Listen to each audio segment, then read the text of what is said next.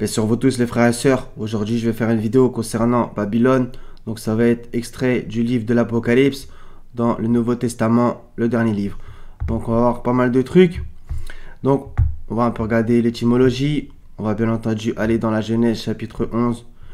Dans la Bible tout court, on va même un peu regarder les architectures. Donc à propos des tours de Babel, etc.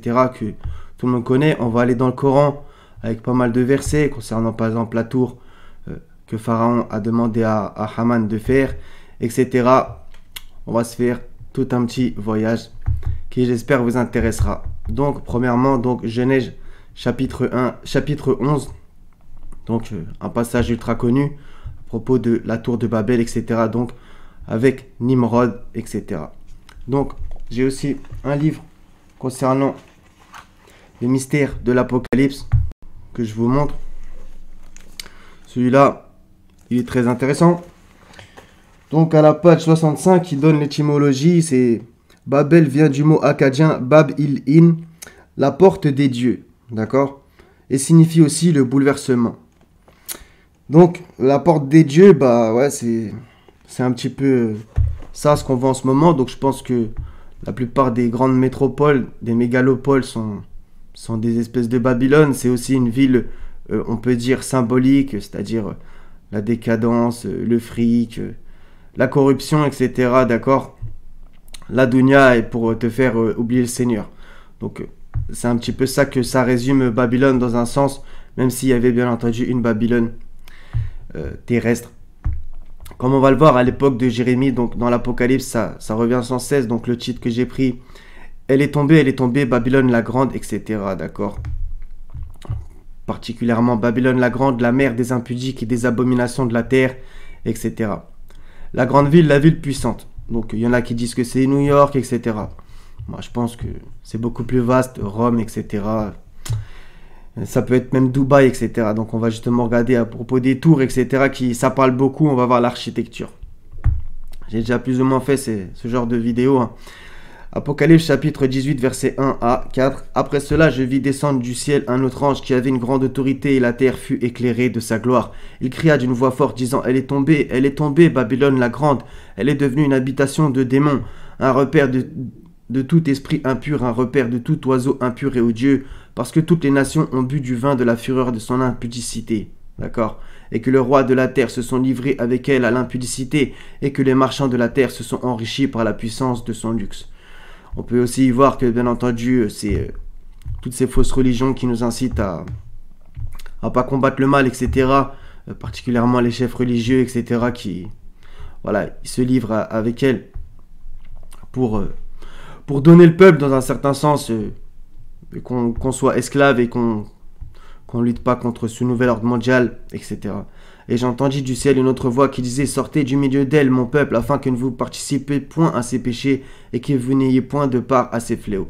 Donc ça c'est un verset important aussi, bien entendu, que c'est mieux que si vous êtes à la campagne, etc., proche de la création du Seigneur, etc. Ça c'est évident. Maintenant, on pourra avoir un espèce de contre-exemple avec Lot qui était à Sodome et qui finalement, il a été sauvé, d'accord? Maintenant, voilà, c'est quand même une exhortation intéressante, sortez du milieu d'elle, mon peuple, d'accord? Donc ça paraît évident, d'accord? On l'a dans Jérémie, plusieurs choses. Fuyez de Babylone et que chacun sauve sa vie, d'accord? Donc cette façon de parler, fuyez de Babylone, on la retrouve justement, sortez du milieu d'elle, mon peuple, d'accord? Fuir. Donc dans l'Apocalypse, la façon dont le texte est tourné, il y a pas mal de choses qui viennent de l'Ancien Testament, la façon de parler, etc. Avec, on va dire, des espèces de reprises, de rappels. Toujours dans Jérémie 51, verset 42, on a carrément une prophétie. Donc Jérémie, c'était bien entendu bien avant le livre de l'Apocalypse. La mer est montée sur Babylone. Babylone a été couverte par la multitude de ses flots. Ses villes sont ravagées. La terre est aride et déserte. C'est un pays où personne n'habite, où ne passe aucun homme. Et regardez aujourd'hui le résultat de Babylone, l'actuel, d'accord? Donc c'est ultra important cette prophétie de Jérémie qui s'est accomplie, d'accord? C'est magnifique. On va un peu passer maintenant à l'architecture. Je sais, ça paraît peut-être un peu bizarre, mais en vérité, donc je pense que tout le monde connaît le Parlement européen à Strasbourg, etc., qui a la même forme, d'accord? Comme Vous le voyez sûrement ici. 2 secondes. Donc regardez, une tour de Babel moderne. Donc tout le monde connaît, hein, c'est pas un scoop, hein, je vous apprends rien. Avec l'espèce de dégradé là qu'on voit dans le bâtiment. Donc le Parlement européen de Strasbourg, de Strasbourg, tour de Babel par Bruegel à gauche en bas, c'est le tableau. Donc bon. Et surtout ce qu'il y a d'intéressant ici là, c'est qu'on voit clairement que c'est une pyramide avec le truc noir en forme pyramidale lui aussi un peu, bah c'est l'œil. Donc c'est clairement l'œil Illuminati, etc., qu'ils appellent de la providence de Satan, alors d'accord. Et donc c'est super intéressant, la forme des bâtiments, ils ne font jamais rien au hasard, etc., ils signent toujours. Donc ça aussi c'est quelque chose de très intéressant. Donc Europe, many tongues, one voice. Donc Europe, plusieurs langues, une seule voix, d'accord. Donc on voit ici en bas des espèces de personnages, ils sont un peu faits de briques, je sais pas, on dirait des espèces de Lego. Donc c'est intéressant puisque justement on voit par exemple que les enfants d'Israël, quand ils étaient en esclavage, en servitude en Égypte, on voit que c'est avec ils faisaient des briques aussi, etc., d'accord. Et aussi la tour de briques dans Genèse 11, etc. Regardez, allons, faisons des briques et cuisons-les au feu, d'accord. Donc la brique, elle est un peu synonyme d'esclavage, de servitude, d'accord. Et du coup, les personnages, ils ont l'air d'être de la même matière que la tour. Enfin, je sais pas comment m'exprimer, mais vous voyez un peu, d'accord. Ils sont même de la même couleur et tout. Donc ça veut tout dire. Vous avez bien entendu remarqué là-haut les étoiles, mais en forme de pentagramme inversé. Donc c'est clairement luciférien, il n'y a aucun problème. On voit ici une grue. On compte les étoiles. 1, 2, 3, 4, 5, 6, 7, 8, 9, 10, 11. D'accord, 11 étoiles. Et comment ça s'appelle? Le drapeau de l'Union Européenne, il y a 12 étoiles. D'accord. Donc tout ça, c'est intéressant. J'ai vu aussi que justement... le Parlement européen, elle a été achevé en 1999. Donc ça aussi, ça peut pas être un hasard, d'accord. Achevé en 1999. Donc 999, c'est le 666 inversé, d'accord. Tout ça, ce n'est pas un hasard. Donc, on continue. Donc ça, je sais pas où c'est, mais en vérité, ça ressemble aussi particulièrement. Donc, je sais pas où c'est. Il y a encore d'autres trucs que j'avais trouvé. Bon, ça c'est parti. On va y revenir après. Sourate 6, verset 103. Bismillah. Les regards ne peuvent l'atteindre, donc le Seigneur, cependant qu'il saisit tous les regards, et il est le doux, le parfaitement connaisseur. Donc pourquoi je cite ce verset?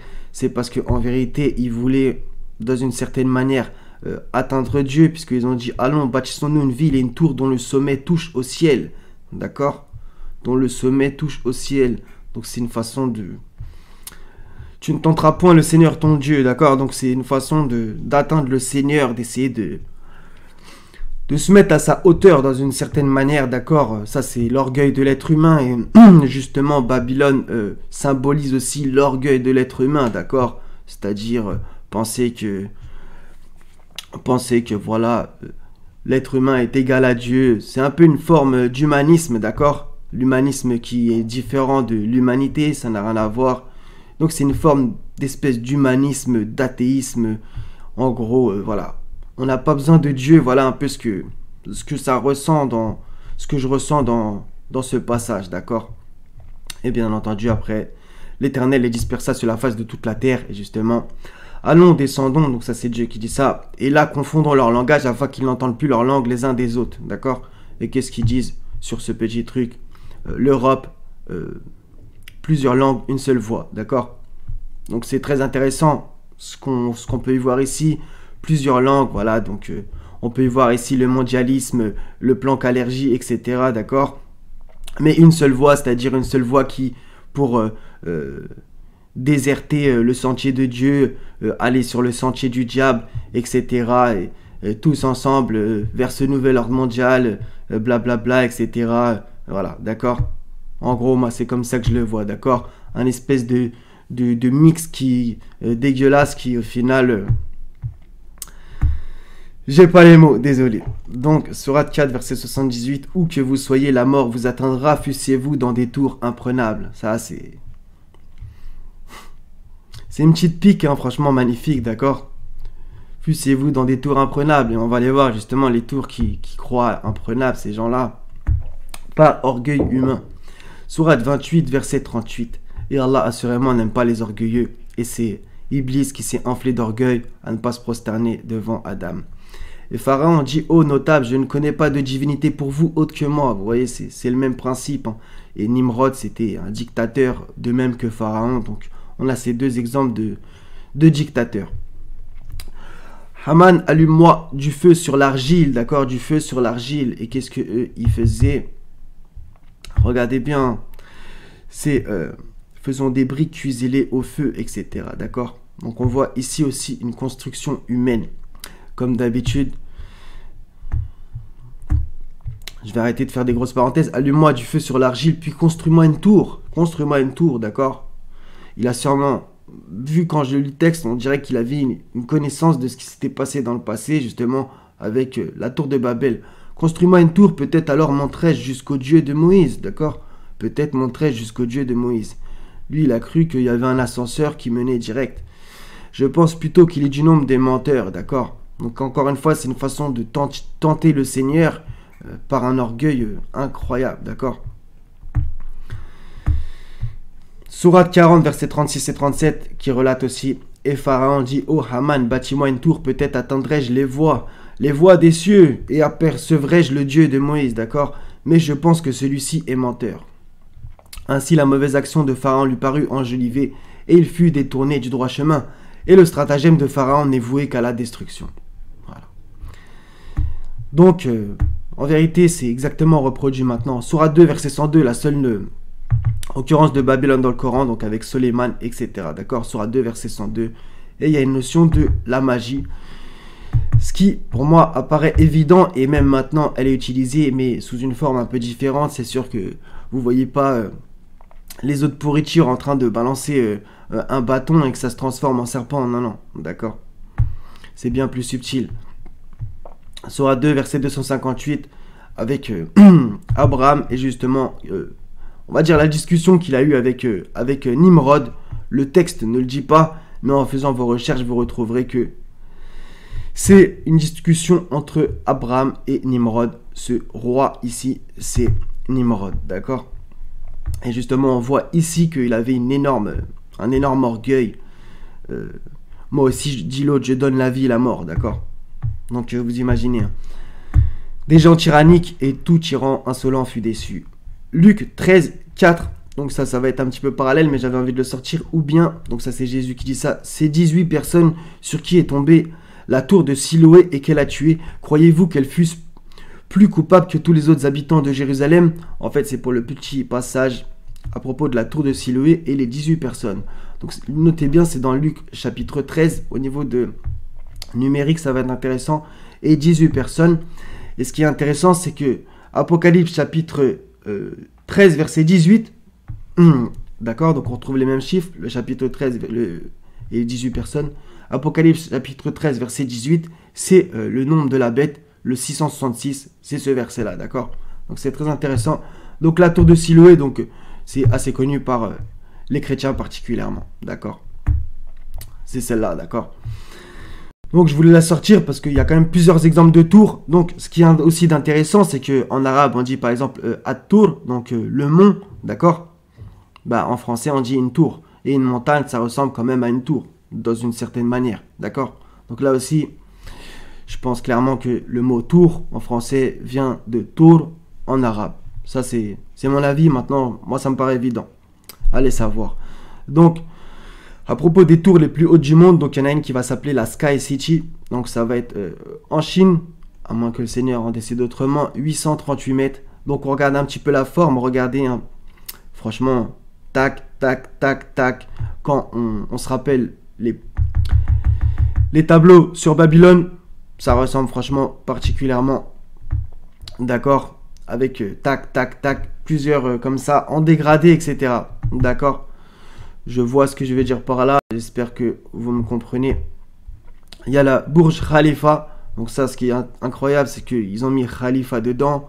Donc, sourate 2, verset 30 de mémoire. Et sourate 38, verset 26 à propos de David. D'accord? Donc, c'est incroyable qu'ils utilisent ce mot. Après, on va me dire, oui, mais c'est un mot, nan. D'accord, mais bon. Utiliser ça pour une tour, d'accord? 828 mètres. Donc, encore une fois, si on regarde un peu l'architecture, la forme du bâtiment, là aussi, c'est en espèce de dégradé, d'accord? On a la Tokyo Skytree. Là, la forme, on peut pas dire que c'est... D'accord, même si elle part un petit peu dégradée à partir du bas. Shanghai Tower, on voit un petit peu quand même la notion de marche et après, ça va tout droit. On peut aussi, franchement, y voir ici, comment ça s'appelle? L'adoration du phallus. Ça va être, c'est clair, net et évident, d'accord? Donc, qui existait déjà depuis longtemps. Les pierres dressées, etc. Les obélisques, d'accord? Moi, ça me paraît évident. Donc, Abraj al-Bayt Tower, 601 mètres, ok, avec le croissant de lune là-haut, bon, c'est signé, hein, d'accord, comme à la Mecque, etc. Et là aussi, ça part en dégradé, hein, quand même, d'accord, avec un pied, on va dire, je sais pas comment ça s'appelle, je suis pas spécialiste non plus. Donc, les pyramides de Gizeh, Tour Eiffel, donc là aussi, la Tour Eiffel qui, en vérité, quand on voit la forme, d'accord, ça parle beaucoup. L'Empire State Building, là aussi, la forme est très suspecte. Petronas Towers, donc ça c'est deux tours qui sont côte à côte, on va y venir après avec le chiffre 101, justement la Taipei 101, en fait elle a 101 étages, je l'ai vu juste après, on va comprendre pourquoi 101, World Trade Center, bon bah voilà, on s'est capté, c'est les deux piliers Jacquin et Boaz, symbolisés par le chiffre 11, d'accord, et c'est dans le chapitre Genèse 11, d'accord. Wills Tower, donc là aussi en dégradé, etc., Burj Khalifa, etc. Donc justement, j'ai trouvé un site que je vous avais déjà présenté à propos du 101. C'est super. Le mec, franchement, il est doué. Donc le 101 qu'on voit dans Matrix, etc. D'accord. Donc le 101, je vais vous mettre le lien comme ça. J'espère que vous lirez. Maintenant, je suis pas responsable de tout ce qu'il dit, hein, qu'on se comprenne. Maintenant, il y a des choses ultra intéressantes avec le 101, etc. D'accord. Et c'est pour ça qu'il l'avait même utilisé dans... le confinement, j'avais fait une vidéo sur ça à propos de la numérologie et le confinement de mémoire. D'accord. Donc ça, c'est la Sky City en Chine. D'accord. Donc ça, c'est une image en 3D de synthèse. Donc là aussi, on voit clairement la ressemblance avec la tour de Babel. Ça paraît évident avec plusieurs en dégradé comme ça. Ils font souvent cette... Pour moi, c'est une espèce de réplique en plus grande, etc.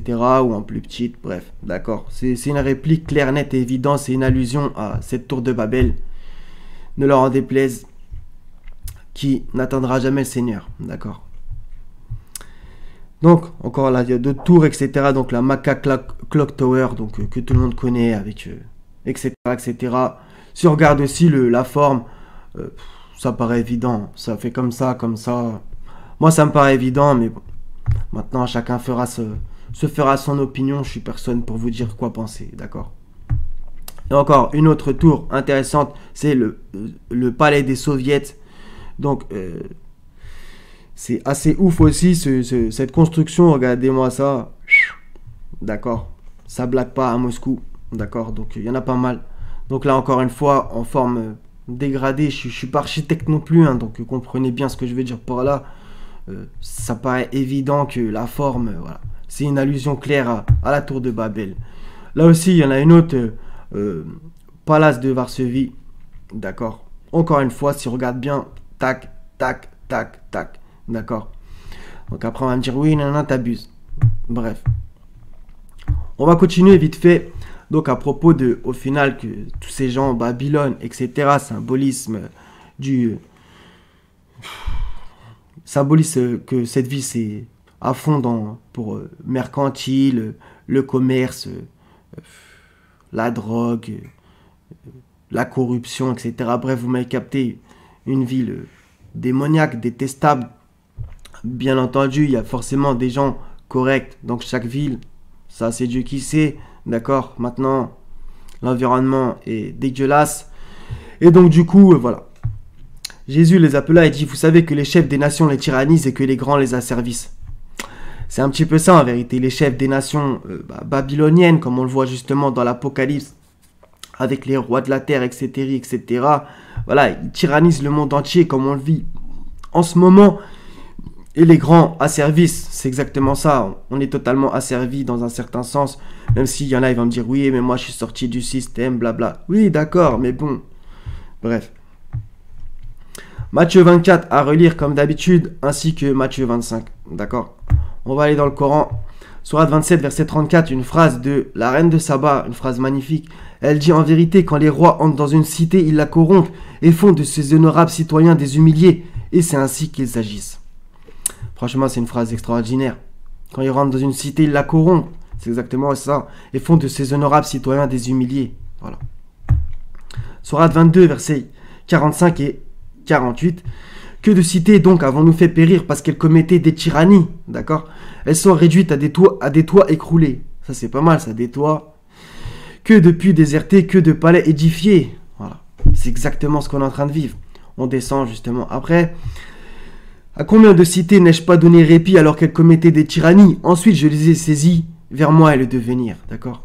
Donc voilà. Elle est tombée, Babylone la Grande. Donc cette phrase que j'ai prise dans le titre et qui revient plusieurs fois dans l'Apocalypse, c'est futuriste bien entendu. Et il faudra passer par plusieurs étapes avant que tout ça arrive. Mais il faut garder confiance, d'accord?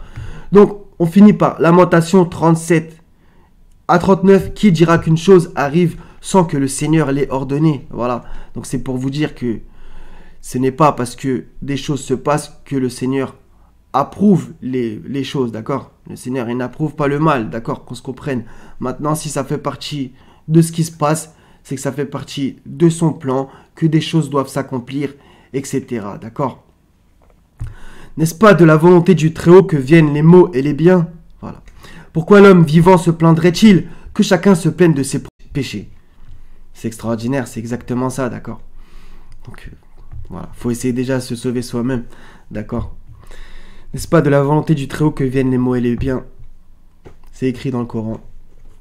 Si Allah veut qu'il t'arrive un mal, si Allah veut qu'il t'arrive un bien, etc., etc., d'accord?